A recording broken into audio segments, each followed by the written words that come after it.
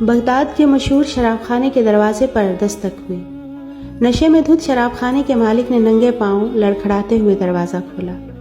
سامنے سادہ لباس میں ایک پروقار شخص کھڑا تھا۔ شراب خانے کے مالک نے اکتائے ہوئے لہجے میں کہا، معاف کیجیے، شراب خانہ بند ہو چکا ہے، سب ملازم جا چکے ہیں، آپ کل آئیے گا۔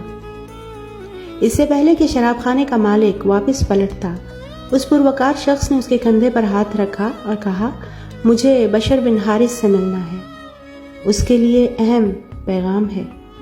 اس پر شراب خانے کے مالک نے چونک کر کہا کہ فرمائیے، میں ہی بشر بن حارث ہوں۔ اس اجنبی پروقار شخص نے نشے میں دھت لڑکھڑاتے ہوئے اس شخص کو سر سے پاؤں تک دیکھا اور پھر حیرت سے پوچھا، کیا کہا؟ کیا آپ ہی بشر بن حارث ہیں؟ شراب خانے کے مالک نے اسی اکتائے ہوئے لہجے میں کہا، ہاں میں ہی بشر بن حارث ہوں، آپ کو کوئی شک ہے کیا؟ اس پر اس پروقار شخص نے آگے بڑھ کر اس کے ہاتھوں پر بوسہ دیا اور کہنے لگا کہ مجھے مالک ارض و سما نے آپ کے پاس بھیجا ہے کہ میرے بشر بن حارث میرے دوست کو سلام کہنا، اور کہنا کہ بشر بن حارث، جس طرح تم نے میرے نام کی عزت رکھی ہے، اسی طرح رہتی دنیا تک اللہ تیرے نام کی عزت رکھے گا۔ بشر بن حارث کے جسم میں جیسے بجلی کی تیز لہر دوڑ گئی ہو۔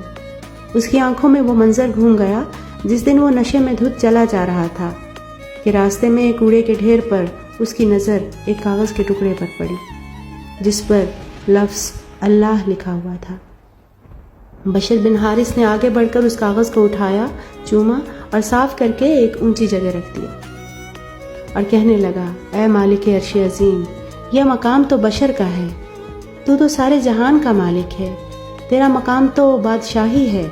اور یہی وہ ادا تھی جو بشر بن حارث کو بشر حافی رحمت اللہ علیہ بنا گئی۔ کون بشر حافی؟ امام احمد بن حنبل اتنے بڑے عالم، اتنے بڑے محدث ہو کر بشر حافی رحمت اللہ علیہ کے پیچھے پیچھے پھرا کرتے تھے۔ تو لوگوں نے پوچھا کہ امام احمد بن حنبل، آپ اتنے بڑے عالم اور محدث ہو کر ایک فقیر بشر حافی کے پیچھے کیوں پھرتے ہیں؟